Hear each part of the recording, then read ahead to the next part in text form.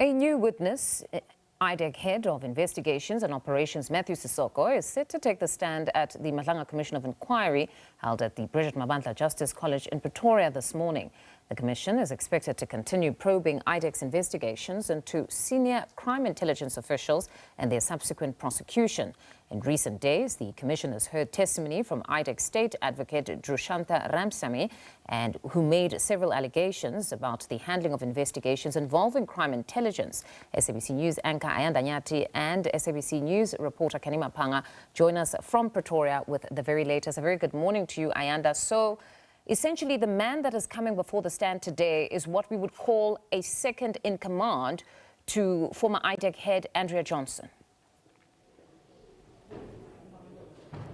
That's right, Mfundo. In fact, we know that the chief investigators of the different matters under IDAC would typically report to him, and he in turn would report to the now former head of IDAC and advocate Andrea Johnson. It's amazing what's happened in the past 24 hours. Julius Mkhwanazi has been arrested in connection to testimony here at the inquiry.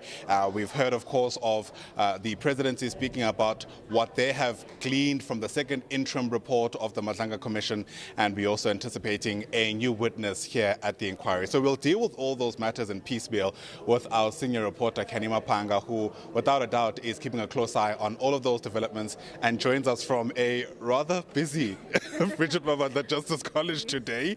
And it's perhaps because a lot has happened, let's face it. Let's start with what we've gleaned from the presidency statement about this second interim report. We know that it's not going to be made public, but we have an idea of what this commission has recommended. Absolutely. Good morning to you, Ayanda, and to the viewers at home. Well, we only know that the final report, there's an expectation that that will be released to the public, because that is the report that will have all the conclusions. However, in terms of the interim reports, that is the first and the second, which was handed in on the 29th of May, we're not going to get insight into the full report, but at least we get the crux of the main findings. And we see that the Commission has made new recommendations and referrals. That is against top cop, Lieutenant General Shadrack Sabia, Sergeant Fanny Nkosi, Witness G, and Bram Mokhotsi. And in the main, they've stated that probes should be launched against these individuals, that is criminal probes, because remember, this is a fact-finding body. They have found their own facts, but it's up to these independent institutions to then institute their own investigations into the conduct that has emerged from the Madlanga Commission. Then, of course, if sufficient evidence exists from those independent investigations, then, of course, to institute criminal proceedings against these individuals. We do know that Witness G was the person that Bram Mokhotsi had clearly given to the Commission as his so-called, I think it is the management of informants, I've forgotten the exact term that they use for that. A handler, absolutely, thank you so much. That he gave that particular name to the Commission, and the testimony went behind closed doors, if you remember. So whatever came out of that is of such concern that the Commission has now recommended that this particular witness also be investigated.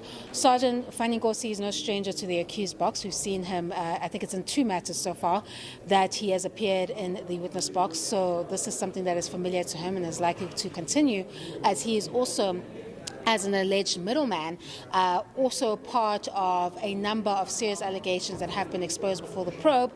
And we have also wondered if Lieutenant General Shadrack Sabia, who's also placed in close proximity with alleged cartel member of Usumuzi Cat Matlala and Sergeant Fanny Nkosi as his alleged middleman, whether or not he would face any accountability processes. And it seems that he is now the first, if you could put it that way, of the high-ranking generals, if we could put it that way, that is also likely to face some form of accountability process in light of the investigations that are set to kick off as well.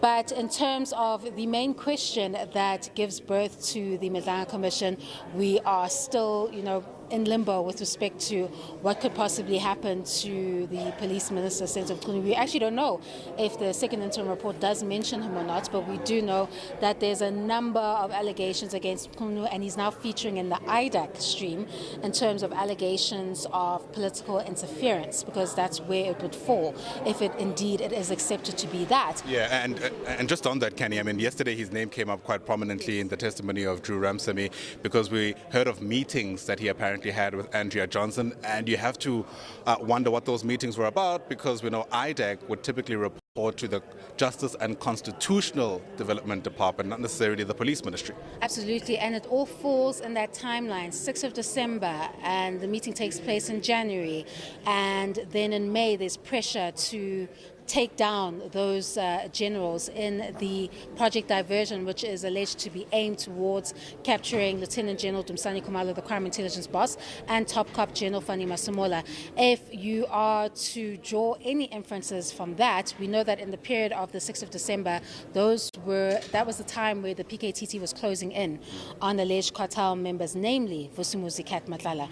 And it is alleged that this individual was sending, well, it's not alleged, it's through the evidence, you see it. He was giving a lot of monetary gifts to Brown Mokhotsi, and the allegation was that it was allegedly heading towards Mchunu, or at least that's what Kat Matlala believed. He wouldn't have given that much effort to Brown Mokhotsi if he didn't believe that it would have secured him some kind of contact or meeting with Mchunu in order to safeguard that SABC Medicare contract. So you look at the timeline, you look at Johnson's efforts to ensure that this matter is rushed to court, even though there is no evidence to support the kind of cases that they're taking there and the charges. You've seen the witnesses continue to confirm that particular fact before the probe, but she was determined to see these matters before the criminal justice system, and the question is why. We're now in the realm of introducing the alleged political interference with the name of Mchunu, then of course the consistent feature of Major General Faraz Khan because of the crime intelligence internal alleged factions, and where that connection comes in as well. And the dots are starting to connect as to what could have informed IDAC's highly allegedly unlawful conduct in pursuing these matters, to the extent that a Section 28 authorization in the name of Ramsamy, which she testifies before the probe was a false document, was used in order to basically launch a full-blown investigation where you get a search and seizure for Kat Matlala's devices. I mean, that's the kind of alleged unlawful conduct. So it means that they went at all costs to get these two high-ranking generals, and the question is why, and who was that alleged hidden hand that informed this kind of malicious prosecution, if indeed it is true. The other question, of course, is why it seems junior prosecutors were roped in to handle these big matters. I imagine that in some part might form part of the questions posed to Matthew Sesoko, who you can't see, but I can. He's now in the witness box. He's the head of operations and investigations at IDAC. And I have no doubt part of what the commission will try and do is to place what he knew and didn't know about these probes. Well, what was put before the probe was the significant power dynamics that exist within IDAC, and I'm sure within any work environment you would be confronted with such. But the difficulty is Ramsamy didn't subscribe to those power dynamics and did question some of the flaws in IDAC's investigative methods, and that is what brings us here with a number of questions surrounding IDAC's interest in crime intelligence matters. Canny Maphanga is our senior reporter here at the Brigitte Mabandla Justice College. You've just heard Jeremy Michaels essentially calling the room to order. The commissioners walking in with Matthew Sesoko's testimony set to begin now.